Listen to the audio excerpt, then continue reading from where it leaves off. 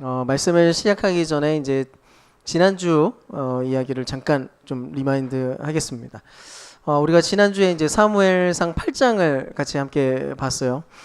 이스라엘 백성들이 자신이 가지고 있는 그 독특한 정체성을 기뻐하기보다는 오히려 주변에 있는 다른 나라들이 사는 방식을 보면서 우리도 차라리 다른 나라처럼 사는 게 좀 낫겠다라고 이렇게 이야기하는 걸 우리가 봤고요. 그래서 보이지 않는 왕, 보이지 않으시는 하나님을 왕으로 섬기는 것은 좀 불안하게 느껴진 것이고, 차라리 눈에 보이는 인간 왕, 힘과 안정과 표준이 어쨌든 좀 손에 잡히고 눈에 보이는 그런 방식으로 우리는 살고 싶습니다 라고 이렇게 요청을 했던 거죠. 그리고 그래서 하나님께서 거기에 대해서 비록 경고는 했지만 들어주는 것을 보게 됩니다. 그래서 이제 우리가 뭐 다 읽지는 않았지만 앞에 이제 하나님 왕을 세워주시죠. 굉장히 키가 크고 잘생긴 데다가 왕이 되는 그 시점까지는 겉보기에는 굉장히 겸손해 보이는 그런 사람, 사울이 이스라엘의 첫 번째 왕으로 세워지게 됩니다. 외모만 보면 일단은 아주 완벽해 보였어요. 누가 봐도 왕의 관상이었죠. 싸움도 잘할 것 같고, 그리고 겉보기에도 굉장히 품이 있고 멋있어 보이는 그런 외모를 갖고 있었고, 그리고 사무엘 보기에도 사무엘이 좀 마음에 그래도 좀 들었을 것 같아요. 막 기름 부으려고 하는데 저기 숨어 있고 굉장히 겸손하게 보이기도 했으니까요. 그래서 어쩌면 모두가 그래도 기대를 했던 것 같습니다. 이런 사람이라면, 이런 모습이라면 좋은 왕이 되지 않을까. 그래도 하나님이 세우신 왕인데 그래도 우리에게 너무 유익 있지 않을까라고 생각했겠죠. 아무리 왕이라고 해도 자기 마음대로 권력을 휘두르는 왕이 아니라 여전히 하나님의 법과 뜻이 그 위에 있다는 것을 아는 겸손한 왕이 될 거라는 기대, 하나님이 원하시는 나라의 모습으로 다스려주는 그런 왕이 될 거라는 그런 기대 말입니다. 근데 오늘 이야기, 사울이 세워진 지 얼마 되지 않아서 너무 순식간에 듣게 된 충격적인 선언을 우리는 보게 됩니다. 23절을 보시면 이렇게 얘기해요. 임금님이 주님의 말씀을 버리셨기 때문에 주님께서도 임금님을 버려 왕이 되지 못하게 하셨습니다. 자, 사울 왕이 세워진 지 그렇게 오래 지나지도 않았어요. 근데 지금 이 얘기를 듣고 있습니다. 한마디로 하나님이 탄핵 선언을 지금 하신 건데, 놀라운 부분은 사울은 끝까지 자기 잘못을 인정하지 못했다는 거예요. 탄핵을 내가 왜 당해야 되나 싶은 아마 그런 생각을 했을 겁니다. 어떤 면에서는 그래서 억울해 했을 것 같아요. 왜냐하면 단호하게 사울은 이렇게 얘기해요. 나는 주님께 순종했습니다. 사울은 확실하게 얘기합니다. 나는 주님께 순종했어요. 그래서 오늘 우리가 주의 깊게 살펴볼 부분이 바로 이 부분입니다. 대체 순종이 뭘까? 대체 순종이 뭐길래 사울이 가지고 있는 입장과 하나님이 바라보시는 그분의 입장이 이렇게까지 차이가 날 수 있느냐는 것입니다. 이거는 굉장히 중요한 질문인데요. 왜냐하면 사람이 자기 신앙을 스스로 판단해서 나는 구원받은 하나님의 백성이야 라고 스스로 생각할지라도 혹 하나님 보시기에는 하나님의 백성이 아닌 모습으로, 불신앙의 모습으로 얼마든지 발견될 수도 있다는 얘기가 되거든요. 그래서 어쨌든 우리가 좀 차근차근 이 사울 왕의 실패 이야기를 좀 살펴보면서 진짜 복음이 무엇인지, 신앙과 순종이라는 것은 어떤 방식으로 돌아가는지, 그것이 과연 무엇인지를 좀 재확인하는 시간이 되면 좋겠습니다. 일단 오늘 이야기는 아말렉과의 전쟁에서부터 이야기가 시작이 됩니다. 사울에게 이제 명령이 떨어졌어요. 아말렉과 싸우라고. 근데 이 전쟁은 우리가 신학적 상황으로 좀 이해를 할 필요가 있습니다. 이스라엘과 아말렉 전쟁은 좀 특별해요. 구도가 좀 잡혀 있어요. 이스라엘과 아말렉 전쟁은 확실하게 하나님의 군대와 악의 나라의 군대와 싸우는 어떤 이미지를 갖고 있다는 겁니다. 실제로 아말렉이 이집트에서 처음 그러니까 출애굽을 할 때 이스라엘을 첫 번째로 막아선 대적이 누구였냐면 바로 이 아말렉 족속이었어요. 그래서 하나님이 그때 아말렉 족속에게 아예 대놓고 그렇게 내가 영원토록 너희들과 싸우겠다라고 이렇게 선언하는 것을 보게 됩니다. 이거는 그 민족을 미워하신다는 개념이 아니라 이건 신학적 개념이에요. 마치 악의 상징으로 아말렉이 지금 이렇게 형성이 되어 있는 거죠. 그래서 이 전쟁은 지금 아말렉과 싸우라고 하는 이 전쟁은 일단 평소에 하던 전쟁과는 좀 달랐습니다. 평소와 다른 평범한 전쟁이 아니었죠. 왜? 신학적 싸움이었거든요. 일명 헤렘 전쟁. 모든 그 사람들, 모든 뭐 재물 할 것 없이 전부 다 없애고 진멸해서 하나님께 바치라는 전쟁이었습니다. 제가 예전에 여호수아 설교할 때도 좀 언급을 했었는데 이거는 그냥 단순하게 역사적으로 진짜 그런 일이 일어났다라는 것을 알지 못해요. 사실은 그러지 않았을 가능성이 높고 이건 매우 의도적인 신학적 의도를 가지고 있는 이야기로 지금 표현하고 있습니다. 그래서 하나님 나라의 거룩함이 마침내 악의 나라를 완전히 정복하는 전쟁 이미지를 보여주는 거예요. 그래서 첫 번째 왕이 딱 세워지자마자 하나님께서 그거를 보여주시는 겁니다. 자, 지금부터 이 왕을 통하여서 하나님이 원래 늘 하려고 했었던 하나님의 군대와 악을 정복하는 이 이야기들, 그것들이 이루어지는 것을 보여줄 거야. 그래서 이 전쟁을 제대로 수행하고 제대로 순종한다는 것은 매우 특별한 의미를 가지게 될 수밖에 없었어요. 첫 번째는 이거를 똑바로 수행하잖아요. 자신들이 하나님의 군대라는 것을 보여주는 행동이 됩니다. 자기가 누구인지 보여주는 거죠. 그리고 그 모든 전쟁 이후에 그것을 하나님께 전부 다 바치는 방식으로 모든 영광을 하나님께만 돌리는 전쟁으로 수행하는 거예요. 이거는 자신을 유익을 위한 전쟁이 아니고 우리 나라의 이득을 위한 전쟁이 아니라 온전히 하나님의 영광을 위한 전쟁을 만들기 위해서 이런 방식으로 지금 진행이 됩니다. 한마디로 예배이자 신앙의 표현이 되는 전쟁이었어요. 그래서 이 전쟁은 명령은 하나님께서 사울에게 이렇게 말하시는 것과도 같아요. 사울아, 너의 힘과 너의 지혜로 너의 왕국을 세우려고 하지 마라. 너의 모든 전쟁에서 얻을 부와 영광과 그 모든 것들을 온전히 나에게 너는 바쳐서 그 행동으로 이 나라의 진짜 왕이 누구인지를 너 자신과 너희의 백성들에게 보여주거라 라고 한 명령인 거예요. 자, 이 전쟁은 그런 성격을 가지고 있는 전쟁이었습니다. 근데 사울이 이제 어떻게 행동을 하냐면요. 9절을 같이 한번 읽어볼까요? 같이 읽겠습니다. 시작. 그러나 사울과 그의 군대는 아각뿐만 아니라 양떼와 소떼 가운데서도 가장 좋은 것들과 가장 기름진 짐승들과 어린 양들과 좋은 것들은 무엇이든지 모두 아깝게 여겨 진멸하지 않고 다만 쓸모없고 값없는 것들만 골라서 진멸하였다.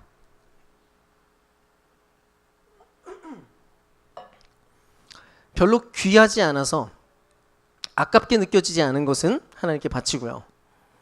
너무 좋아 보이고 아깝게 느껴지는 것들은 자기를 위해서 남긴 겁니다. 즉 나에게 별로 해가 되지 않고 특히 특별한 부담이 없는 것들에 대해서는 순종을 하고 약간 희생이 따르고 포기가 따르고 아깝게 느껴지는 것들에 대해서는 거절을 한 거예요. 그래도 우리가 이 행동 자체를 그냥 너무 단순하게 폄하할 수는 없습니다.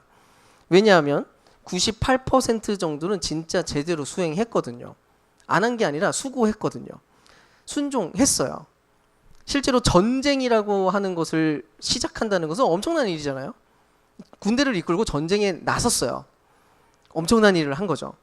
그리고 이겼어요. 대부분의 것들을 진멸합니다. 물건과 사람과 동물들을 실제로 죽이고 하나님께 바쳤어요. 즉 순종의 분량으로 따지면 고작 2% 정도 빠뜨렸어요. 모자랐죠. 점수를 매기자면 98점. 그래서 어떻게 보면 오늘 하나님께서 하시는 이 이야기가 너무 박한 것은 아닌가 하는 생각도 들어요. 너무 까탈스러운 거 아니신가? 하나님이 좀 너무 이거는 점수 체계가 좀 잘못되어 있지 않은가? 불공정하지 않은가? 아니 이 정도면 그래도 정상 참작은 그래도 해줘야 되지 않을까? A+는 아니긴 해요. A+까지는 아니더라도 A 마이너나 아니면 B+ 정도는 줄만하지 않은가? 근데 결국 하나님께서 내리신 점수는 F. 반역했다고 하면서 탄핵을 합니다. 그래서 우리가 이제 물어야 돼요. 하나님께서 우리에게 정말 원하는 것은 무엇이냐는 것이죠. 그분의 평가 기준은 대체 뭐냐는 것입니다. 그래서 확실히 알게 되는 게 있어요. 순종의 분량은 그 행동의 양은 전혀 여기에 해당되지 않는다는 것입니다. 하나님이 주목하시는 부분은 단지 행동, 그 doing 몇 가지가 아니라 본질, 존재 그 자체, being이었거든요. 과연 너는 누구인가? 지금 하나님 그걸 보려고 하십니다. 넌 누구냐? 즉 우리의 존재가 무엇이고 우리의 정체성이 과연 무엇인가에 대해서 하나님이 그것을 꿰뚫어 보시겠다는 것입니다. 진정 하나님을 우리의 왕으로 여기고 그분을 정말 그분의 모든 행동과 그분의 이야기들을 선으로 여기는 그분의 백성으로 살 것인가? 그런 존재인가? 아니면 하나님을 무시하고 왕권을 찬탈한 반역자의 모양으로 그런 존재성으로 살 것인가를 하나님이 보시는 것입니다. 실제로 사울이 굳이 아각 왕을 살려둔 이유가 뭐였을까요? 간단합니다. 자기 업적을 자랑하고 싶었어요. 고대 사회에서 전쟁이 끝나고 나서 적국의 왕을 맨 앞에, 개선 행렬의 맨 앞에 세우는 것은 승리한 왕에 대한 그 위대함과 권력을 과시하는 행동이었어요. 자, 우리의 왕이 이 왕을 잡았어. 우리의 왕이 더 강하고 세 라고 하는 것을 보여주는 퍼포먼스였어요. 사울 왕이 그거 하고 싶었어요. 고대에서의 하는 전쟁에서의 마지막 피날레, 왕이 영광받는 순간이 바로 그거였거든요. 이 왕이 전쟁을 수행하고 나서 모든 백성들과 사람들에게 영광과 환호를 받는 순간, 아각 상대 적군의 왕을 앞에 세워놓고 개선 행렬하는 그 모습. 그거 하고 싶었던 거예요. 잘 봐. 이게 나야. 내가 얼마나 대단한지를 봐. 그래, 하나님 하신 명령? 미션 완벽하게 내가 수행해냈어. 내가 이런 왕이야. 이게 바로 내 수준이야. 보여주고 싶었어요. 영광을 자기에게로 돌리고 있습니다. 또 가장 좋은 소와 양을 남겨둔 이유요? 결국 이거예요. 아니, 이 아깝고 좋은 것을 하나님이 다 없애라고 했는데 이걸 진짜로 없앨 필요가 있나? 하나님의 판단이 잘못됐지. 이건 아니지. 내가 하나님께도 좋고 나에게도 좋은 방법을 내가 알겠어. 이거는 하나님도 기뻐하실 거야. 내 판단에 따라서 하나님도 아마 생각을 바꾸실지도 몰라. 이게 맞지 하면서 하나님의 명령을 이렇게 바꿉니다. 수정하는 거죠. 한마디로 지금 사울은 하나님 나라의 대리인이 되었다라고 하는, 그분께 온전히 순종하고 온전히 그분의 뜻을 따르는 존재라고 하는 그 정체성을 지금 거부합니다. 그는 지금 이미 왕이 되어 있어요. 자기 스스로 선택하기 시작합니다. 스스로 자기 왕국의 주인이 되어 있습니다. 선악과를 따먹으면서 선과 악을 분별하는 역할을 스스로에게 다 담당한 것처럼 지금 사울 왕이 똑같은 짓을 하고 있어요. 게다가 더 무서운 게 뭔지 아세요? 정작 사울의 내면에는 철저하게 자기 기만이 작동하고 있었다는 거예요. 사무엘이 지적했어요. 자, 당신 잘못했어. 너 지금 아주 심각한 문제에 빠졌어. 그랬더니 오히려 21절에 보면 이렇게 얘기해요.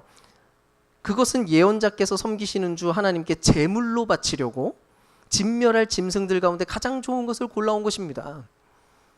자, 하나님 기뻐하게 하려고 내가 이거 한 거예요. 지금 사울이 사실은 성경은 분명하게 보여줘요. 이 목적은 진짜로 하나님을 위한 게 아니었거든요. 탐욕 때문이었어요. 아까운 것 때문이었어요. 근데 그 탐욕과 그 불신앙을 하나님을 위한 일로 이것을 연결시킵니다. 제사로, 경건한 언어로 포장을 시켜서 이 명백한 죄가 아니라 하나님 영광을 위한 선한 일로 완전히 뒤집어 엎고 있는 거예요. 자기의 잘못이 아무리 드러나고 지적이 되어도 그 부분에 대해서 순종할 마음이 일단 없거든요. 이것을 버릴 생각이 자기는 없어요. 아깝거든요. 그래서 그 죄를 하나님을 위한 수단으로 이것을 스스로 속이기 시작합니다. 심지어 완전히 탄핵 선언을 들은 뒤에도 회개하지 않아요. 아예 대놓고 하나님이 당신을 버렸어. 당신이 하나님을 버린 거고 하나님도 당신을 버렸어. 그 얘기를 들었는데 잘못을 인지 아예 못한 것도 아니에요. 뭐라고 얘기하냐면 30절에 내가 죄를 지었습니다 이러거든요. 근데 그 뒤에 뭐라고 하냐면 이렇게 얘기해요. 한번 30절 보세요. 그러나 나의 백성 이스라엘과 백성의 장로들 앞에서 제발 나의 체면을 세워주시기 바랍니다. 나와 함께 가셔서 내가 예언자께서 섬기시는 주 하나님께 경배할 수 있도록 해주십시오. 뭐라고 하는 거예요 지금? 사울은 자기가 지은 죄 자체에 대해서 지금 후회하거나 이 죄 자체에 대해서 회개할 마음이 지금 없어요. 하나님이 자신에게 내린 이 판결에 대해서 탄핵 선언을 듣고도, 하나님께 버림받았다는 얘기를 듣고도 지금 고통스러워하지 않습니다. 괜찮아요. 아무렇지도 않아 보여요. 회복을 소망하지도 않아요. 딱 하나 걱정하는 게 있어요. 사람들 앞에서 사람 보기에 무너진 자기의 체면과 무너진 권위가 발견될까 봐 그게 불안한 거예요. 내 체면이 무너질까 봐. 지금 사울은 하나님께 관심이 전혀 없습니다. 하나님과의 관계 전혀 관심 없어요. 그 안에서 발견되는 독특한 정체성이 안 보여요. 오직 사람들이 어떻게 자기를 볼까? 사람들이 나를 어떻게 생각할까? 내 영광을 내가 잃어버리기 싫다. 내 권위를 인정받고 싶다. 이거에만 관심을 갖고 있을 뿐입니다. 자, 그러면 이제 한번 생각을 해볼게요. 과연 우리는 사울과 다른 자리에 있는지 말이죠. 안타깝지만 현대 교회 안에서 사울이 저지른 불순종의 패턴들은 너무 쉽게 자주 발견됩니다. 표면적으로는 선택적 순종이 발견되는데요. 나한테 유리하거나 크게 어렵지 않은 것들은 순종하고, 불합리하다고 여겨지거나 힘겹게 느껴지거나 불리하게 여겨지는 것들은 거부하는 건데, 그래서 이거 양상이 굉장히 다양하지만 그 중에 특히 하나가 이분법적인 신앙이 나타납니다. 어떻게 해요? 주일 예배에서는 뜨겁게 찬양하고 기도하는 것까지는 대부분의 기독교인들이 잘합니다. 뭐 예배하고 예배 참여하고 기도하고 뭐 잘하죠. 눈물 흘리고 쏟아내는 것까지도 잘합니다. 근데 집에 가서 아내에게, 남편에게 거칠고 차가운 말투로 이야기를 하고 자기 고집으로 자녀들에게 갑질하는 일을 고치는 것은 전혀 신경 쓰지 않는 거예요. 신경을 안 써요. 그게 뭐 적당한 헌금도 드리긴 합니다. 그래서 충분히 희생하고 순종하고 있다고 생각할 수 있는데, 정작 내가 갖고 있는 내 시간과 내 에너지와 내가 가지고 있는 재능과 또 내가 살아가는 기본적인 일상들을, 그 하루를 어떻게 살아갈지에 대해서는 아무 고민 없이 자기중심적으로 선택하면서 살아가면서 누군가가 피해를 입거나 하나님이 기뻐하지 않는 모든 양상이 나타나는 것에 대해서는 알려고 하지도 않습니다.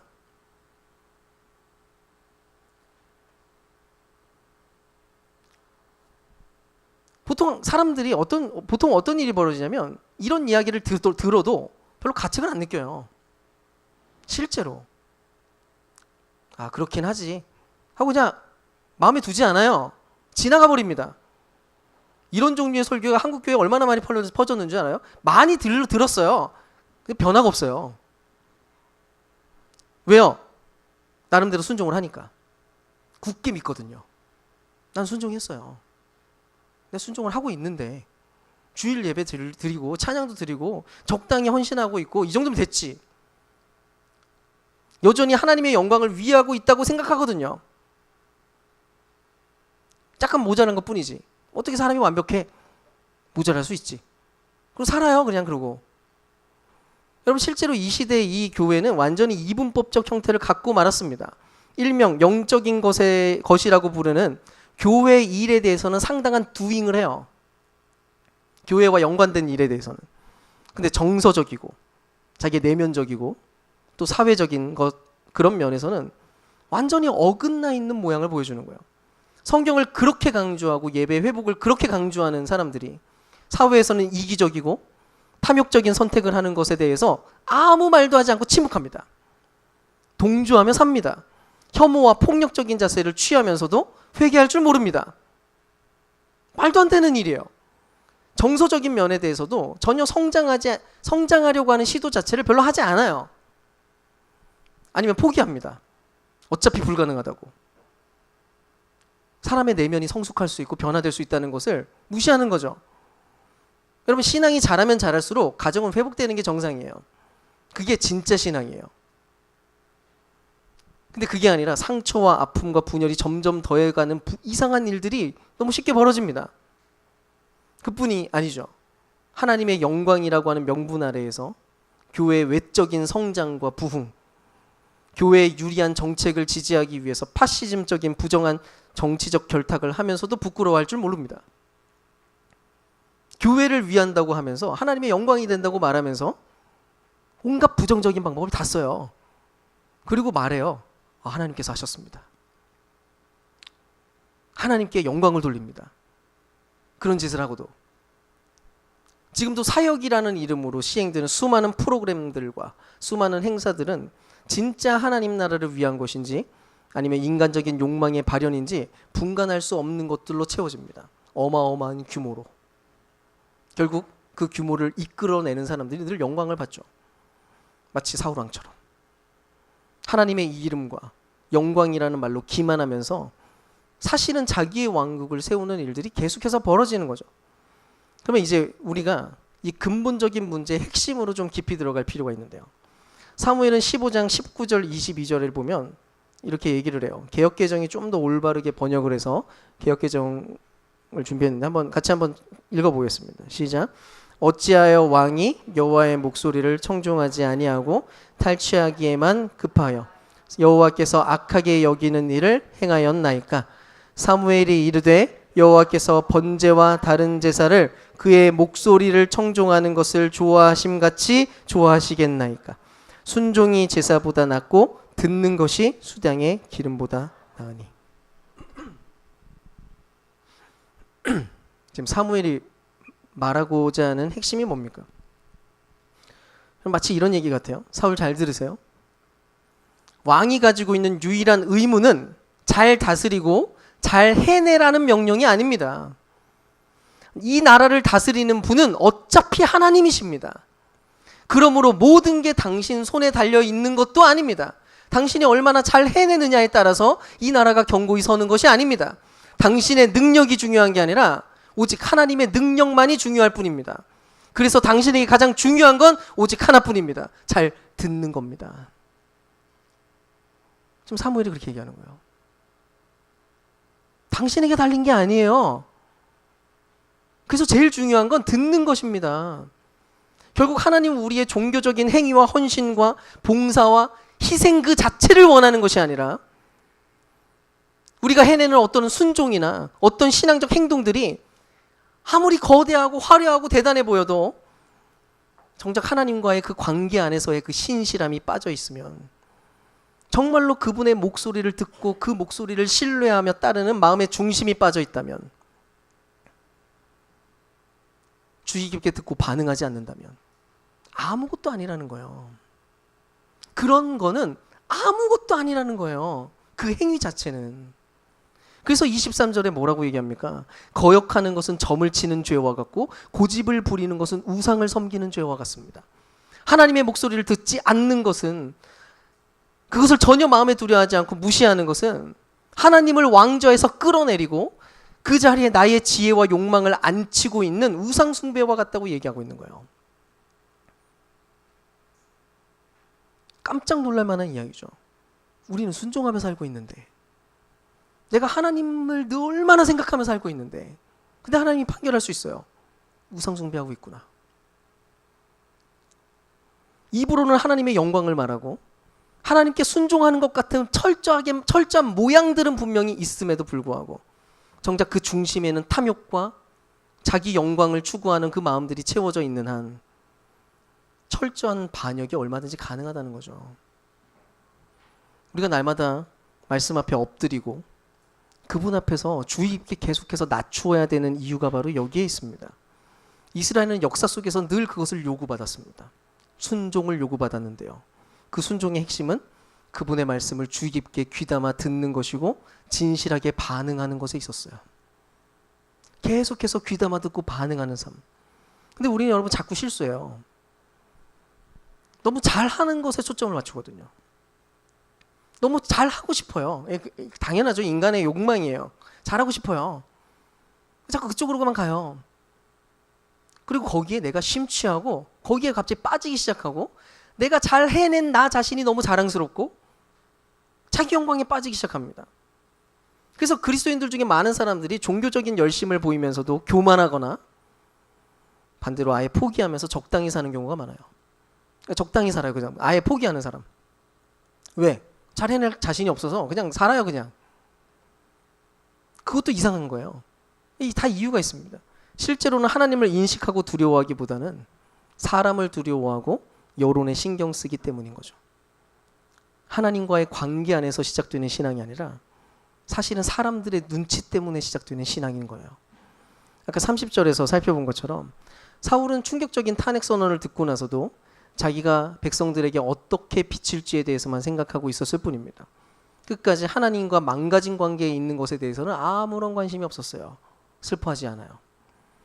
결국 사울이 잘 해내고 싶었던 이유는 단지 자기 영광과 평판을 위한 것뿐이었다는 것입니다. 그래서 내 영광과 내 평판과 내 기쁨을 위해서는 잘해요. 일종의 신앙생활이라고 하는 거. 우리는 어떨까요? 우리는 정말 사울과 다를 수 있을까요? 우리가 아주 솔직해지신다면 어느 누구도 나는 이 사울과 전혀 다릅니다라고 말 못합니다. 우리는 뼛속까지 자기중심성을 갖고 있거든요. 누가 감히 없다고 모른 척하면서 위선을 부릴 수 있어요? 불가능해요.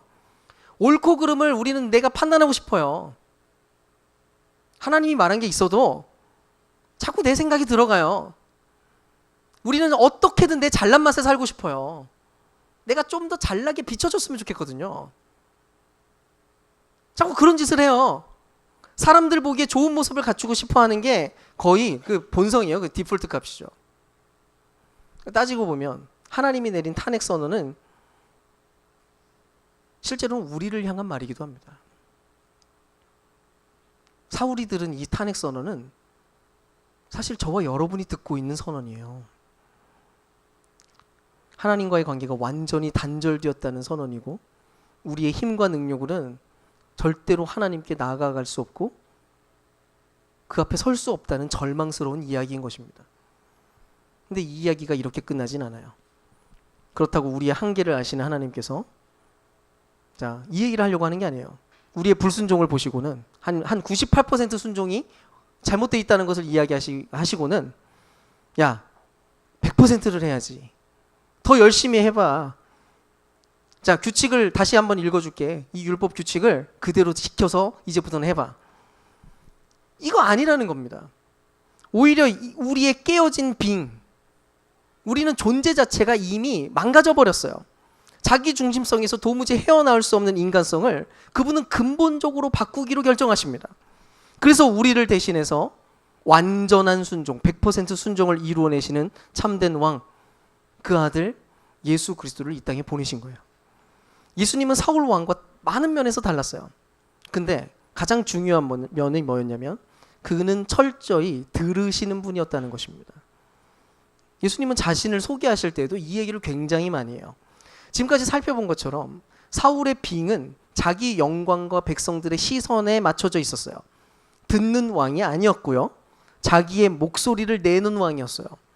자기 기념비를 세우는 데 현안이 된 왕이었죠. 근데 예수님의 존재성, 예수님의 빙은, 그 존재는 처음부터 마지막까지 오직 아버지를 향해 있었고 아버지에게 듣는 삶을 살아갑니다. 그래서 요한복음 5장 30절, 8장, 12장 각각 이렇게 얘기해요. 나는 아무것도 스스로 할 수 없노라. 듣는 대로 심판하노니. 자기는 아무것도 스스로 하는 게 없대요. 내가 스스로 온 것이 아니요 아버지께서 나를 보내신 것이다. 자기가 자발적으로 내 생각에 따라서 여기로 온 것도 아니래요. 그분이 보내서 온 거래요. 내가 자의로 말하는 것이 아니에요. 지금 예수님께서 살아오면서 했던 수많은 말들이 자의로 말하는 것도 아니래요. 나를 보내신 아버지께서 내가 말할 것들을 계속해서 명령하여 주셨다고 얘기합니다. 그분은 철저하게 이렇게 자신을 소개합니다. 한마디로 예수님의 모든 행동들은 그의 존재, 완벽하게 아버지께로부터 듣는 아들이라고 하는 정체성으로부터 흘러나왔다는 거예요. 그래서 사울은 백성의 목소리를 두려워한 것과 다르게, 사울은 백성들 목소리를 두려워했죠. 근데 예수님은 세상의 온갖 조롱과 비난과 제자들의 만류 속에서도 흔들림 없이 아버지의 음성에 순종하는 것을 보게 됩니다. 그분은 사람들의 평가에 좌지우지되지 않았고 그 목소리에 휘둘리지 않았습니다. 아버지의 음성만이 그를 움직였어요. 예수님이 겟세마네 동산에서 처절한 고통과 죽음의 고뇌 앞에서 하나님께 기도를 드리고는 그 앞에서 들은 그대로 단호하게 고백합니다. 나의 원대로 하지 마시고 아버지의 원대로 하시옵소서. 결국 자기를 위한 기념비를 세웠던 사울과 다르게 예수님은 우리를 위해서, 우리의 존재를 새롭게 하기 위해서 십자가 위에 달리셨습니다. 사랑하는 여러분, 이게 바로 복음입니다. 사실 우리 모두가 사울과 같아요. 우린 사울이에요.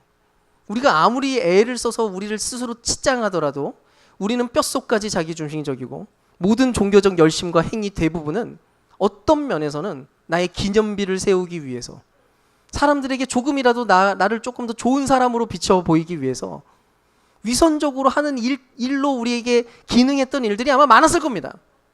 돌아보세요 한번. 저도 마찬가지입니다. 솔직하게 인정해야 돼요. 우리는 사울과 함께 탄핵당에 마땅한 죄인이라는 것입니다. 우리의 힘과 노력으로는 이 깨어진 존재성을 고쳐낼 수가 없어요. 그래서 하나님도 우리에게 그런 무리한 요청을 하지 않으십니다. 너 이제 사울처럼 살지 말고 너 이제부터 예수님처럼 살아야 돼. 너의 힘과 능력으로 해낼 수 있어. 이거 아니라고요. 그 말을 하시는 게 아닙니다. 오히려 하나님은 우리를 대신해서 완벽하게 들으시고 완벽하게 순종하신 예수 그리스도 앞으로 나와서 그저 그분 앞에 머물러 있으라고 얘기를 하고 있어요. 새 나라를 시작하신 예수 그리스도를 믿고 이 새로운 인간 왕의 백성이 되라고, 그리고 그 삶을 다만 진실로 배워나가는 삶을 그냥 살아가라고 얘기합니다. 즉 예수의 진실한 백성이면 된다고, 예수라고 하는 그 포도나무에 달린 가지처럼 살면 된다고. 그러면 하나님께서 우리를 똑같은 포도나무로 예수님의 형제자매로 인정을 해주신다는 거예요. 그리고 마침내 그분이 온전히 이루시는 그 열매를 우리도 같이 경험하게 만들어 주신다는 거예요. 그래서 여러분, 우리의 구원은 우리의 행동의 수준과 양이 아니라 우리를 위해 순종하셔서 마침내 왕으로 오신 그리스도를 믿는 믿음, 그분에 대한 진실한 반응에 달려 있는 거예요.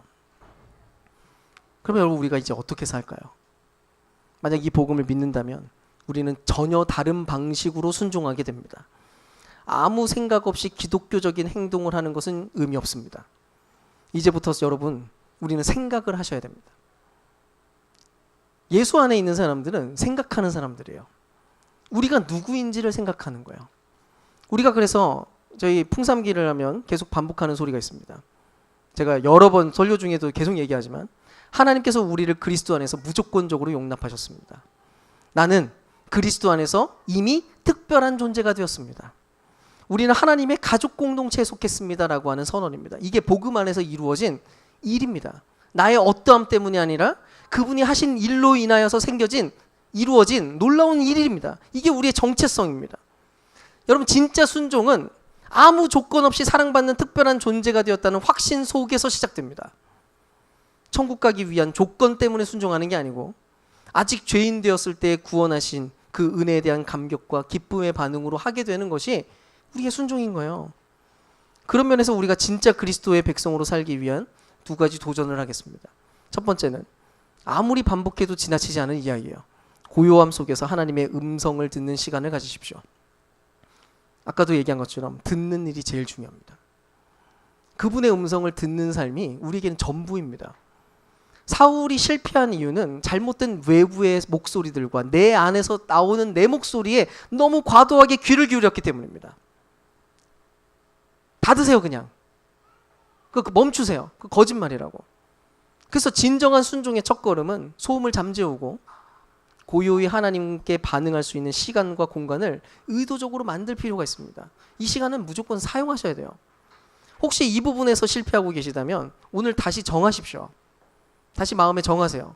의지력을 담아서. 하루 3번이 아니라 딱 한 번만 해도 괜찮습니다. 15분. 의지를 담아서 하나님께 내어주시고 그분의 말씀을 진지하게 듣고 반응하려고 시도하세요. 읽는 것 자체의 행위가 중요하지 않습니다. 그분의 목소리라고 생각하면서 그냥 들으십시오. 그리고 순전하게 내가 할 수 있는 대답을 그냥 하십시오. 그거를 하는 겁니다. 매일매일. 그 두 번째는요. 성공을 위해서든 그리스도인 다음을 위해서든지 상관없이 힘을 좀 빼시라는 겁니다. 힘을 빡 주는 삶을 좀 멈추세요. 최대한 몸에 긴장을 빼고 힘을 빼는 것을 좀 시도해 보는 겁니다. 우리의 목표는 이런저런 행동을 얼마나 잘 해내느냐가 아니에요. 아까도 얘기했잖아요. 얼마나 대단한 모습이 될 것인가가 아니에요. 우리는 이미 대단하다고 계속 부르세요, 그분이. 우리가 아름다워지지 못하는 이유는 어쩌면 너무 잘하고 싶어서, 너무 잘 살고 싶어서, 혹은 성공하고 싶어서 불안해하고 조급해하고 쉬지 못하기 때문인 경우가 훨씬 많습니다. 근데 우리는 이미 그리스도 안에서 새로운 존재가 되었어요. 새로운 특별한 존재가 되었어요. 그러니까 그냥 힘 빼려고 시도하세요. 힘을 좀 빼세요. 자연스럽고 편안한 태도로 평안과 자유를 누리는 삶을 추구해 보세요. 물론 이건 단번에 되는 게 아니라 시간이 많이 필요한 일일지 모릅니다. 근데 적어도 천천히 할 수 있는 만큼 우리에게 이미 이루어진 일들에 대해서 반응하는 것을 멈춰서는 안 되는 거예요. 우리는 여전히 나의 기념비를 세우려고 하는 시도들을 계속 하고 있을지 모릅니다. 그거 하지 말라는 거예요. 힘 빼라는 게 가만히 뭐 누워있으라는 게 아니라 힘 빡 주면서 지금 내가 몰입하고 있는 것들에서 조금 자유로워지시라는 거예요. 자존심을 그렇게 꺾기 싫어서, 다른 사람들에게 그렇게 인정받고 싶어서, 혹은 하나님의 영광으로 포장된 그런 사역과 업적을 붙잡고 있을 수도 있습니다. 그래서 자주 이렇게 외치면 좋겠어요. 나 그런 거 없어도 돼. 나 그런 거 없어도 이미 나는 영광스러운 그분의 백성이야. 또 아까워서 진멸하지 못하는 기름진 양과 소도 좀 내려놓아 보는 거예요. 하나님은 우리가 주님 한 분만으로 만족하기를 정말 원하십니다. 그리고 사실은 그게 정말 자유롭고 행복한 인생으로 사는 길이에요. 그분이 있기 때문에 나는 이미 만족합니다라는 고백. 근데 우리는 자꾸 하나님 외에 다른 안전장치를 두고 싶어요. 그래서 자꾸 힘을 주고 사는 거예요. 그게 없으면 불안하니까요. 그 불안하니까 그거를 계속 붙잡습니다. 물론 그렇다고 당장 돈을 다 버리라거나 주식 전혀 하지 말라는 거 아닙니다. 근데 다만 모든 것을 적당히 하세요. 탐욕을 경계하시고 적어도 그런 것들 때문에 전전긍긍하는 불안이 발생하도록 하지 않는 삶을 추구하는 겁니다. 정리하고 정돈하세요. 삶을. 그런 것이 나를 자꾸 불안하게 만드는 삶의 패턴을 갖고 계시다면 정리하세요. 그게 필요합니다. 끊임없이 잔고를 체크하면서 불안해하는 것은 그리스도인의 정체성과는 아주 거리가 멀어요. 어쨌든 자주 고백하고 또 고백하면 좋겠어요. 그냥 이렇게 얘기하세요. 그냥 천천히. 오래 걸리는 일이에요. 주님, 저는 주님만으로 만족하기를 원합니다. 아니, 정말 그렇습니다. 나는 주님만으로 충분합니다. 당신이 정말로 나의 왕이니까요. 고백하십시오. 위선으로 고백하는 고백이 아니라 여전히 우리의 깨어짐과 그러나 믿음 안에서 하는 진실한 고백으로 계속해서 고백하는 겁니다. 그럴 때 놀랍게 채워주시는 그분의 은혜와 충만함이 자유를 마음껏 경험하게 할 것입니다. 그제서야 자유롭고 편안하게 살아가는 진짜 인간다운 인간, 그리스도인다운 그리스도인으로 우리가 서게 되는 것이죠. 사랑하는 여러분, 여전히 우리는 사울처럼 연약합니다. 근데 우리에게는 완전한 왕 예수님이 계시고 우리가 그분의 백성으로 부름받게 되었다는 것을 기억하십시오. 내가 완벽한 100% 순종을 이루어내야 되는 것이라기보다는 오히려 그 왕 아래에 그분의 진실한 백성으로 서는 것이 중요합니다. 그래서 매일 그분의 백성답게 매일 그분의 음성을 듣는 자리에 여러분 서시고 또 그분만으로 내가 충만하게 채워줄 수 있다는 것을 날마다 믿음으로 고백하며 누리며 살아가는 저와 여러분 될 수 있기를 주님의 이름으로 축원드립니다.